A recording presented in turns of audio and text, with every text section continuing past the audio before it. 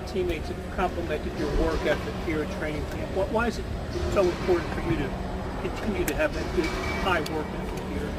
Trying to win Super Bowls, man. It's the only way you get there, and I think it starts in the off season and kind of when you get out here to St. Joe and you get in training camp, man. It really signifies like coming together, the chemistry, the culture that you need to have to keep getting better every single day, every single week throughout the year, and hopefully playing your best football by December, January, and February. What stands out about Patrick's during this camp? I mean, kind of being away this offseason, coming back into training camp, just how fast his mind is moving. It seems like he's always a step ahead, and his arm is alive right now.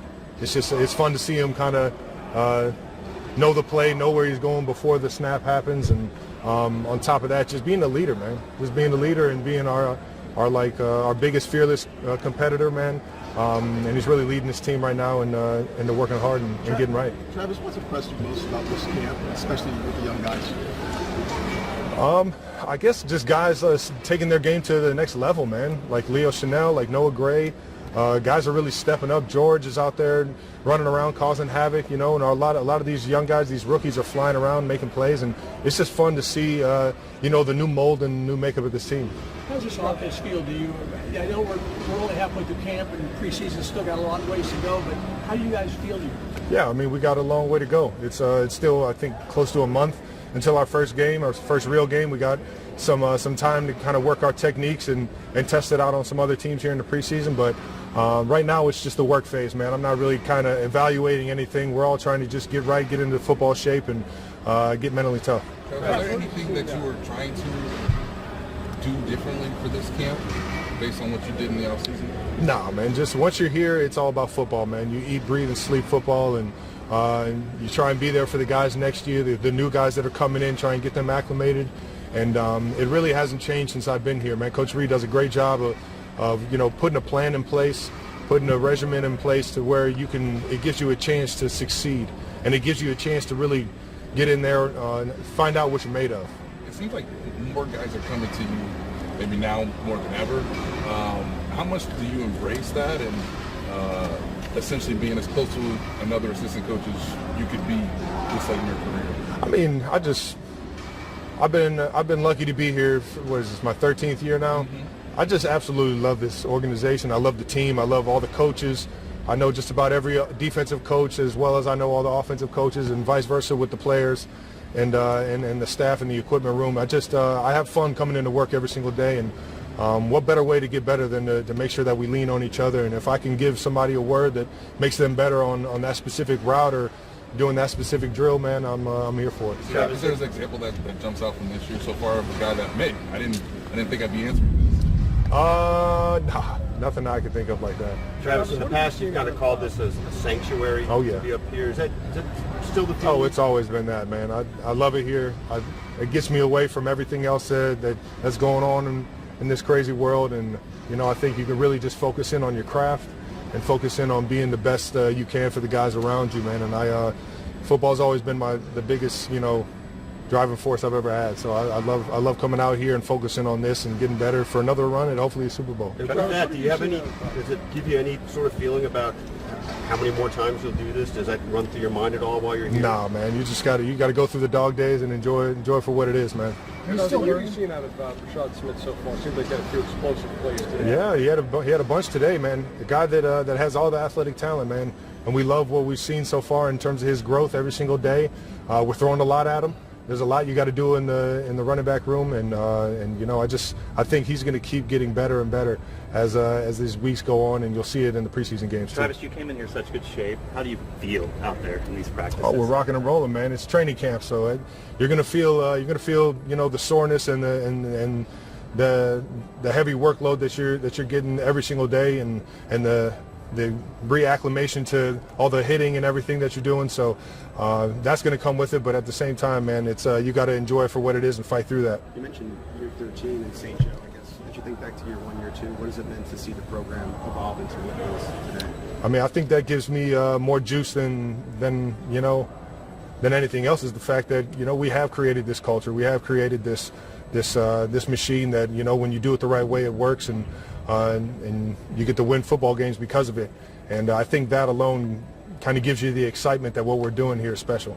Travis, what have you seen from Robert Tonyan and Noah Gray again coming into this year? Big Bob, man. Big Bob, he's been so awesome to have in the building since last year, and obviously over the off season and everything. Known Bob for a while through the tight end world, and it's just a pleasure to have that guy in here, man. Always a high energy guy, always in a good mood and ready to play some football the right way, man. And if you've been out here, you've noticed how good Noah Gray's been, man. He's really taken it up to the next level, man. He's an absolute stud. And I don't think I've seen him lose a single rep yet, man. He's awesome right now, and it's fun to see him kind of take those next steps, getting higher and higher up on the board and becoming more accountable, man. Him and Pat are on the same page right now. It's fun to watch. Travis, is the last game still in your mind?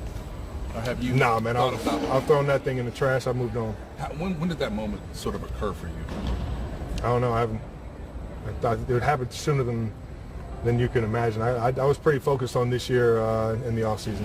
What impresses you about Josh Simmons so far? Man, you know what? He's a tough guy, man. He's a tough guy. He's one hell of an athlete. You turn the film on, you watch some of the stuff he does with his body being 300 and whatever pounds he is and how powerful and explosive he is, man.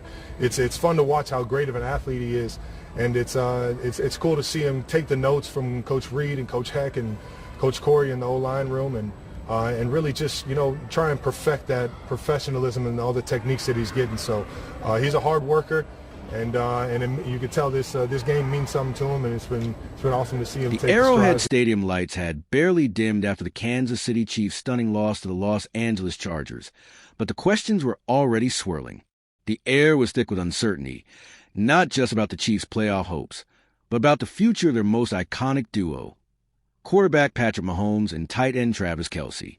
In the aftermath, it was Kelce, one of the NFL's most passionate voices, who stepped forward to share an emotional update on Mahomes' health and reflect on the future of a team that has defined an era. After the 16-13 defeat, the Chiefs' locker room was quieter than usual. Media members gathered, hoping to hear from Kelce, but the veteran tight end, visibly emotional, chose his words carefully. "It's not the time.